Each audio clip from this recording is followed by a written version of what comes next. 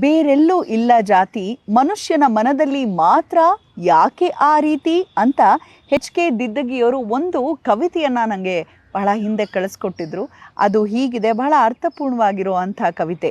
ಹಿಂದುವಿನಿಂದ Muslim ಕೈಗೆ, ಬೌದ್ಧರಿಂದ ಕ್ರೈಸ್ತರ ಕೈಗೆ ಸಂಚರಿಸುವ ಓ ಹಣವೇ, ನಿನಗಿಲ್ಲ ಯಾಕೆ ಜಾತಿ, ಮನುಷ್ಯನ ಮನದಲ್ಲಿ ಮಾತ್ರ ಯಾಕೆ ಆ ರೀತಿ. ಹಳ್ಳದಿಂದ ಹಳ್ಳಕ್ಕೆ, ನದಿಯಿಂದ ನದಿಗೆ, ಸಮುದ್ರದಿಂದ ಸಾಗರವ ಸೇರುವ ಓ ನೀರೇ, ನಿನಗಿಲ್ಲ ಯಾಕೆ ಜಾತಿ, ಮನುಷ್ಯನ ಮನದಲ್ಲಿ ಮಾತ್ರ ಯಾಕೆ ಆ ರೀತಿ.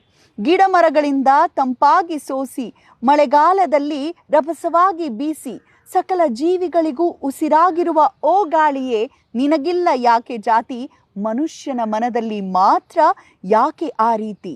ರೈತನ ಹೊಲದಲ್ಲಿ ಬೆಳೆಯಾಗಿ ತರಕಾರಿ, ವ್ಯಾಪಾರಸ್ಥರ ಕೈಯಲ್ಲಿ ಮಾಲಾಗಿ, ಪ್ರತಿ ಕುಟುಂಬದ ಮನೆ ಮನೆ ಸೇರುವ ಓ ತರಕಾರಿಯೇ, ನಿನಗಿಲ್ಲ ಯಾಕೆ ಜಾತಿ, ಮನುಷ್ಯನ ಮನದಲ್ಲಿ ಮಾತ್ರ ಯಾಕೆ ಆ ರೀತಿ.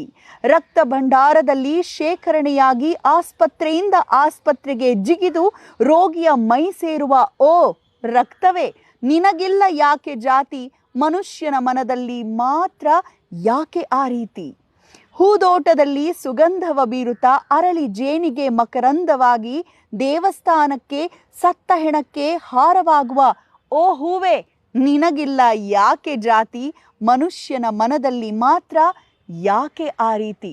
ಎಷ್ಟು ಸೊಗಸಾಗಿ ಬರೆದಿದ್ದಾರಲ್ವಾ. ಜಾತಿ ಜಾತಿ ಅಂತ ಒಬ್ರಿಗೊಬ್ರು ಕಿತ್ತಾಡ್ತಾ ಸಾಯ್ತಾ ಇದ್ದೀವಿ ನಾವೆಲ್ಲರೂ ಕೂಡ. ಮನುಷ್ಯನಲ್ಲಿ ಇರೋದು ಎರಡೇ ಜಾತಿ, ಒಂದು ಗಂಡು ಒಂದು ಹೆಣ್ಣು.